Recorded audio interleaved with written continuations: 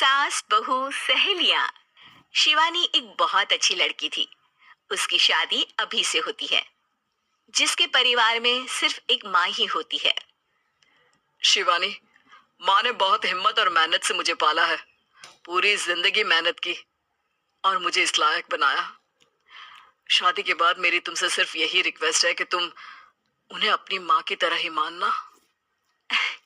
तुम टेंशन ना लो, तुम्हें शिकायत का कोई मौका नहीं मिलेगा जनाब। ऑफिस में अभी का दोस्त कहता है, अरे यार जोर की नींद आ रही है, मन कर रहा है सो जाऊं। अरे क्यों, क्या हुआ? रात में क्या कर रहा था हाँ? जो अब नींद आ रही है। अरे यार समझ ले, घर जाने का मन ही नहीं करता। ज्यादा ही माँ पकड़ लेती है बीवी की बुराई, और फिर कमरे में बीवी करती है माँ की बुराई। समझ में नहीं आ रहा क्या करूं। यार ना सुनो तो मुसीबत, सुनो तो मुसीबत। हाँ यार, मेरी भी नई शादी हुई है। मैंने तो शिवानी को साफ साफ कह दिया है, भाई कुछ नहीं करोगी तो चलेगा, पर माँ की इज्जत हमेशा करना। अरे यार माँ को भी समझा देना, क्योंकि गलती हमेशा बीवी की नहीं होती है। खैर, दिन बीतते हैं। अभी एक दिन शाम को जल्दी घर पहुंचता है कि घर में ताला लगा होता है। अभी माँ को फोन करता है। अरे बेटा, ये शिवानी जबरदस्ती पार्क में ले आई है। बोल रही थी कि माँ वॉक किया करो, नहीं तो घुटने जाम हो जाएंगे। अरे वो तो अच्छी बात है ना माँ, लेकिन मैं घर आ गया हूँ। अरे सामने पड़ोसी के घर चाबी दे दी है, जरा अंदर जाकर चाय चढ़ा देना। मैं और बहू आ रहे हैं। वो भी वॉक करके थक गई होगी ना, कहीं तू उसे ना बोल देना कि चाय बना दे। वाह माँ, बहू के आते ही बेटे को भूल गई। ठीक है, चढ़ा देता हूँ चाय, आकर छान लेना। सास बहू मजे से घर आते हैं। अरे अभी चाय बना दी हो तो ला दे जरा। माँ जी, ये ज्यादा हो जाएगा, आप हाथ मुंह धो लीजिए, मैं लाती हूँ तीनों के लिए चाय। अरे बहू, रात की सब्जी मुझे दे देना, मैं बैठ कर काट देती हूँ। तू जा, आज तेरा पति जल्दी आ गया है तो कहीं घूम कर आ। माँ तू भी चलना, साथ में चलते हैं। कई दिनों से तू भी तो नहीं गई कहीं।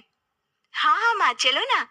अरे नहीं नहीं, वो तेरी चाची आ रही है, वो कभी भी आ सकती है, तो मैं घर में ही रुक जाती हूँ। ठीक है माँ, हम दोनों होकर आते हैं। दोनों पति पत्नी घूमने निकल जाते हैं, लेकिन लौटने में उन्हें काफी रात हो जाती है। सुबह। अरे बहू, जरा अपनी चाची सास से भी तो मिल ले। मैं तो शाम को आ गई थी, मुझे क्या पता था कि तुम दोनों रात भर घूमते हो, बेचारी सास को घर में अकेला छोड़कर। अरे नहीं नहीं, मैंने ही तो बोला था जाने को, लेकिन ये नहीं पता था कि ये लोगों को आने में इतनी देर हो जाएगी। शिवानी को सास की बात थोड़ी बुरी लगती है, लेकिन वो कुछ नहीं कहती। माँ जी, ये लीजिए, सब्जी काट दीजिए, मैं नाश्ते की तैयारी कर रही हूँ। अरे थोड़ा जल्दी जल्दी हाथ चलाना सीख जा। तेरी सास बता रही थी कि तू कैसे हर काम में ढीली है। शिवानी को ये तो पता था कि सास उसे ये कहती है, लेकिन वो ये बात चाची सास से भी कह देंगी, वो शिवानी नहीं जानती थी। हाँ चाची, किसी में कुछ अच्छाई होती है तो किसी में कुछ। कई बहुएं ढीली नहीं होती, लेकिन कुछ ज्यादा ही तेज होती हैं। अब आपकी बहू नेहा को ही देख लीजिए, माँ जी बता रही थी कि अरे बस बस बहू, बस। नहीं नहीं, क्या बस? अरे क्या बात करते रहते हो तुम लोग मेरी बहू नेहा के बारे में, जरा बताओ तो। अरे वो पूरा काम करती है, बैठे बैठे नाश्ता खाना सब देती है। तेरी तरह नहीं। मम्मी जी सब्जी काट दो, हमें आने में रात को देर हो जाएगी मम्मी जी। शिवानी को गुस्सा तो बहुत आता है, लेकिन वो कुछ नहीं कहती। चाची सास के जाने के बाद शिवानी तैयार होकर पार्क में वॉक को निकल जाती है। वो सास को कुछ नहीं पूछती, ना ही आने के बाद साथ में बैठकर चाय पीती है, और ना ही अब सब्जी काटने देती। कितना बुरा लग रहा है, शिवानी नाराज हो गई है। पहले तो शिवानी कितने अच्छे से बात करती, हंसती रहती और हमेशा मेरे साथ बैठी रहती थी। वहीं शिवानी अभी से कहती है, यार तुम्हारी माँ के लिए ना जितना भी कर दो कम है। चाची सास को कह रही थी शिवानी कामकाज में ढीली है।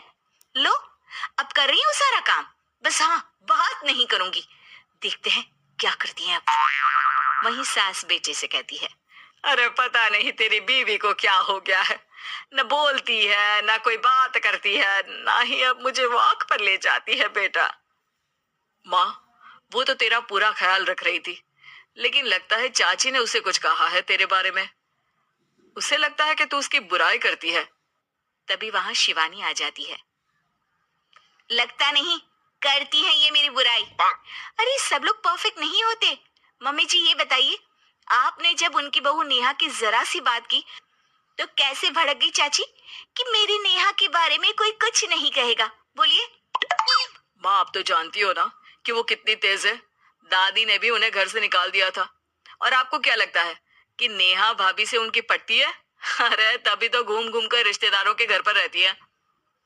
हाँ बेटा ये तो तू ठीक कह रहा है। वैसे मैंने शिवानी के लिए ये कहा था कि काम धीरे करती है लेकिन अच्छा करती है। ये बात तो चाची ने बताई ही नहीं, उल्टा बात का बतंगड़ कर गई। माँ दुनिया यही चाहती है, खासकर रिश्तेदार किसी की सास को भड़का देते हैं तो किसी की बहू को। अरे बर्दाश्त ही नहीं होता कि सास बहू माँ बेटी की तरह रहे। अरे बेटा मैं क्या जानू कि किसके मन में क्या है।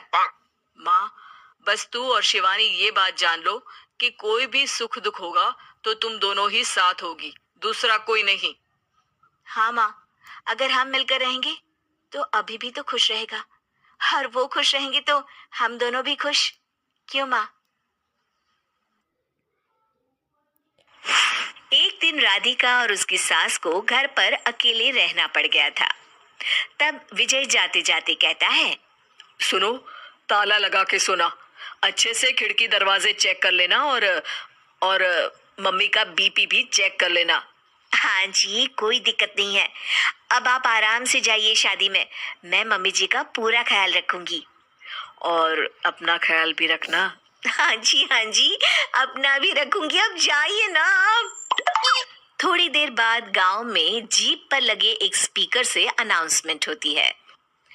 जीप वाला आदमी कहता है, सुनिए सुनिए, गांव में चोरी होने की वारदातें काफी बढ़ गई है, इसलिए सावधानी बरतें, अपनी खिड़की दरवाजे सही से बंद कर लें।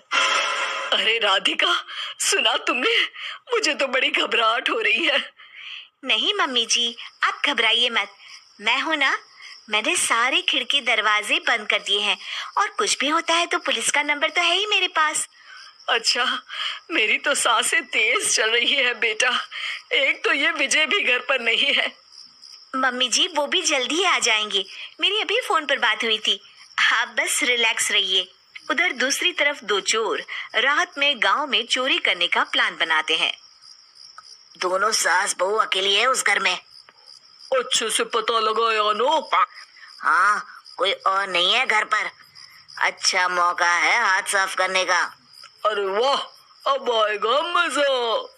देर रात को जब सब कुछ सुनसान होता है दोनों चोर गांव की तरफ निकल जाते हैं। अरे कौन सा घर है? वो कोने वाला, तुम बस मेरा पीछा करो। ठीक है। दोनों दबे पांव बचते बचाते राधिका के घर के बाहर तक पहुंच जाते हैं। ये सास बहू बड़ी चालाक है, कितना कस के सब बंद किया हुआ है, एक भी खिड़की नहीं खुल रही। चोर खिड़की खोल ही रहा होता है कि तभी बिजली जोर से कड़कती है और चोर डर जाता है। राधिका की सास भी चौंक कर उठ जाती है। राधिका भी उठ जाती है। क्या हुआ माँ जी? घबराइए मत, मैं आपके पास ही हूँ। तुमने कुछ आवाजें सुनी? माँ जी बस बिजली कड़की है, आप बेवजह परेशान हो रही हैं, मैं आपके लिए पानी लेकर आती हूँ।